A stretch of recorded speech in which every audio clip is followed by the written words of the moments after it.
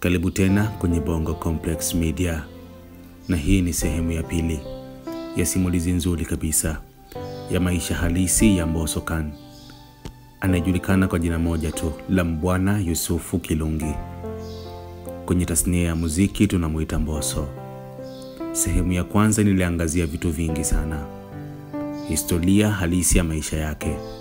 Vile vile niliangazia alivyoweza kujiunga na kundi la Yamoto Bendi, sababu zilizofanya kundi hilo kuvunjika hadi kujikuta kirudi tena Kibiti kwa mara ya pili. Lakini kwenye sehemu ya pili sitoangazia hivyo tena. Nitaangazia vitu vingine zaidi, jinsi alivyoweza kujiunga na WCB, albamu alizoweza kutoa, tuzo alizoweza kuchukua, na vitu vingine vingi sana. Lakini kubwa zaidi, mnamo mwaka 2025 alivyoweza kujitoa kwenye kundi la WCB. Hadi sasa ni msanii wa kujitegemea. Ikumbukwe, hii ni Bongo Complex Media. Kwanza kabla ya yote, ningependa kukuomba uweze kusubscribe channel yetu hii ili uwe wa kwanza kupata taarifa zetu, historia, makala, simulizi na habari za burudani pamoja na michezo mara pale pindi tu zinapoweza kutoka. Ndugu yangu, usisahau kusubscribe, like na kukomenti. Na hii ni sehemu ya pili ya maisha halisi kabisa ya Mbosso Khan.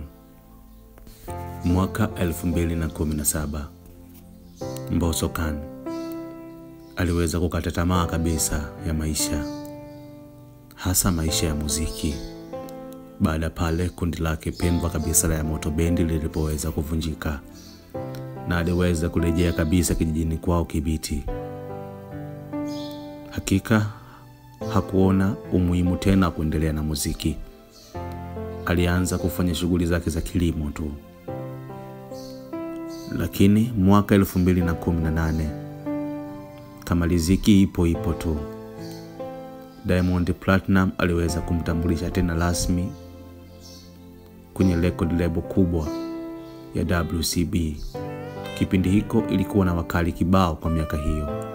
Alikuwepo Harmonize, alikuwepo Rayvanny, alikuwepo Queen Darleen, vile vile alikuwepo Richard Mavoko.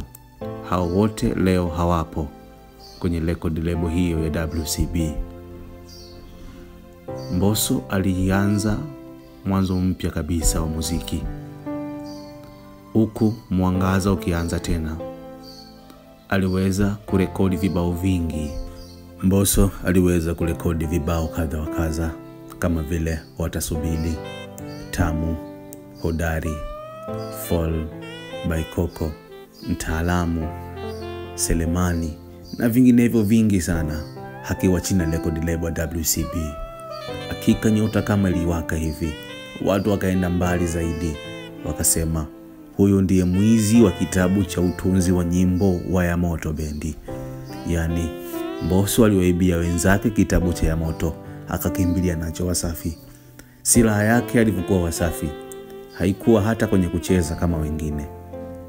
Staili zake za kucheza zilikuwa za kawaida tu, lakini uandishi wa karamu yake kwenye karatasi pamoja na sauti yake vilimtetea zaidi. Yeye wala hakuhitaji mameneja waweze kumtetea mbele ya bosi. Akifanya makosa, kipaji chake kilikuwa kinainuka na kumtetea. Hakika alikuwa ni moja kati ya wasanii wenye heshima na nidhamu ndani ya record label kubwa kabisa WCB. Lakini aliweza kutoa albamu yake pendwa kabisa, aliita Definition of Love, na hiyo bila shaka ndio ilikuwa albamu yake ya mwisho ndani ya record label WCB. Vile vile Mbosso aliwahi kushinda tuzo kubwa ya Afrima kama the best East Africa male artist, yani msanii bora wa kiume kutoka Afrika ya Mashariki. Amewahi kufanya matamasha makubwa kama vile Uingereza, Marekani, East Africa yote na maeneo mengi makubwa, South Africa, Nigeria, bila kusahau Congo DRC. Hakika Mbosso Khan amekuwa baraka kubwa pale WCB Wasafi.